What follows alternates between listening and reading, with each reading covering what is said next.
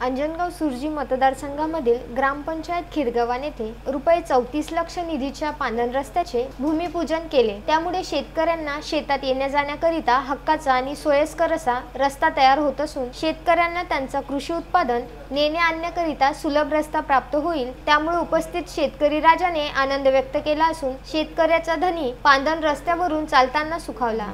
आमदार बळवंत वानखडे यांच्या हस्ते भूमिपूजन करण्यात आले। तसेच शेतकरी आनंदी झाल्यामुळे खिरगव्हाण येथील शेतकऱ्यांनी बैलबंडी सजवून बळवंत वानखडे यांना पांधन रस्त्यावर बैलबंडी हाकलायला लावली। त्याप्रसंगी उपस्थित गावाचे सरपंच पुरुषोत्तम घोगरे, उपसरपंच रेश्मा पांडे, तालुका काँग्रेस अध्यक्ष प्रमोद पाटील, दाडू कुलट, पोलीस पाटील राजेश घोगरे, सोसायटी अध्यक्ष सागर घोगरे, संजय खंडारे, अमोल रायपुरे, विवेक काकड, अनुप घोगरे, गोपाल घोगरे, गजानन तायडे, युवराज पवार, गोपाल खलोकार, रमेश सावडे, उमेश घोगरे, अमोल भटकर यासह समस्त गावकरी उपस्थित होते। Bureau report, Vidarbha news, Daryapur.